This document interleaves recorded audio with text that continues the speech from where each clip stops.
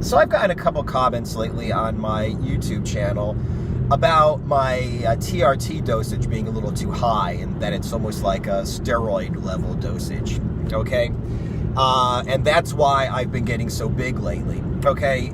First of all, like I said, I've been on a bulking diet for a long time. I've added weighted calisthenics for the first time, and I've really been concentrating on my lower body, which I've neglected my whole 43-year life. Okay, so there's obviously going to be a growth spurt because of all of those reasons, especially, like I said, in my lower body that I've never really worked heavily with weights. And also, yes, I did start TRT. But first of all, 200 milligrams of testosterone a week is certainly not a steroid dosage, okay, first of all. And second, from what I've been reading in the forums, because when you look up TRT or hormone therapy, you find a lot of steroid information as well. You know, even if it was a steroid level, it would only work for a certain amount of time. And then after that, you either have to change to use different steroids, or you have to increase the dosage, or you have to cycle off and start again. It's not like if you just start taking steroids, you're always going to get results for the rest of your life. However, what this is going to do is hopefully put me at the high end, okay, an optimal level for a normal young man. When I, when I started feeling like I might have some of the symptoms of low testosterone, I had my blood tested, and it came back at 400. Normal being a scale of 300 to 1,000 or 1,100. So as you can see, I was at the very low level of what's considered, physiologically normal. And when I talked to my doctor, he said basically we wanted to double it. We want to bring it from 400 up to like 800, 900. Maybe 1,000, okay? So that would put me within normal levels, but it would also put me at the high end. Imagine, like some of those guys. I remember when I was in the Army, I would lift weights consistently, eat consistently, take a friend of mine to the gym for his first time, and he'd be able to lift as much as me, or maybe even more, just because he's naturally athletic, naturally strong. And a lot of that has to do with the fact that he has naturally high levels of testosterone. So that's basically what I want, to become now. I want, at 43 years old, to become that physically, athletically gifted 20-year-old, okay? Now, let's go ahead and look at some of those online calculators that people use for these stupid, natty or not, and is this guy on steroids or is he not? When they do those slander articles or slander videos, they always talk about fat-free mass index and what's possible to gain without steroids as a natural, or in my case, as somebody with a with a high normal testosterone from replacement therapy.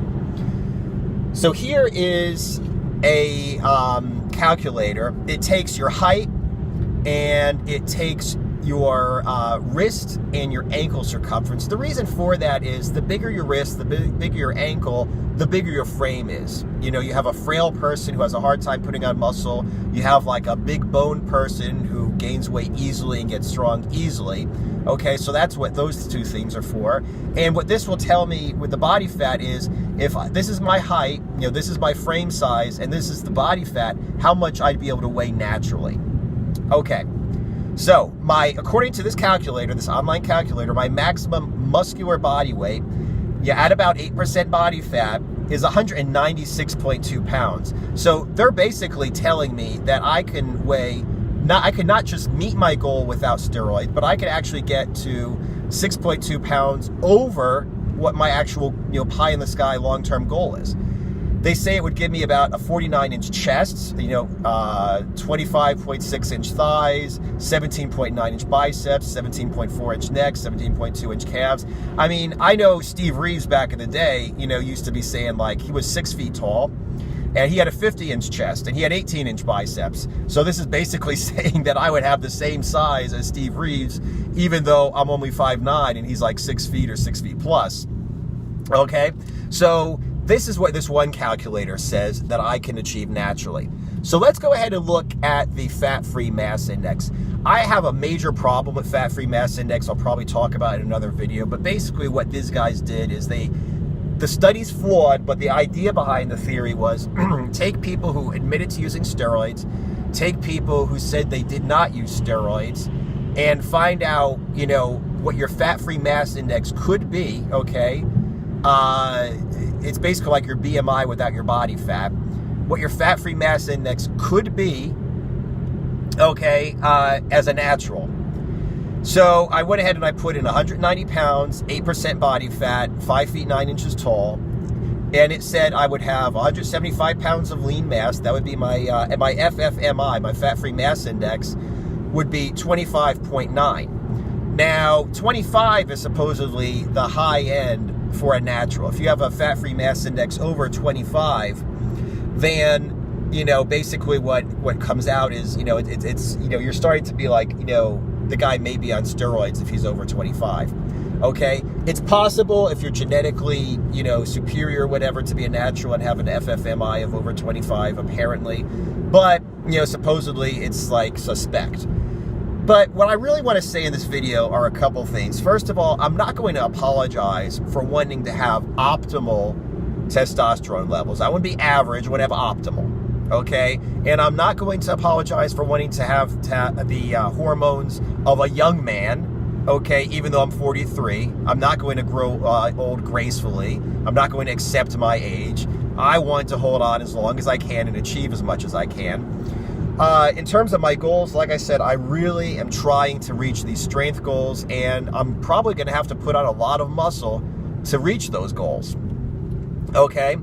And in terms of, you know, these online calculators, one online calculator says that as a natural, I could achieve my goal and even more. And then another one says that if I achieve my goal, it's suspect, you know, and it's probably, you know, using some kind of performance-enhancing drugs. So the bottom line is, you know, I'm just going to do the best I can. You know, I'm going to take my meds, I'm going to eat my food, I'm going to do my workouts, I'm going to get as strong as possible. And, you know, because of that, I'm going to end up getting as big as possible. And we're going to see what happens with just me, my training, my diet, and my TRT. And, you know, if I don't reach it, hey, you know, I gave it my best shot. You know, I'm sure I'd be happy wherever I do end up because I'm already, you know, muscular enough, okay, to like not be ashamed of myself.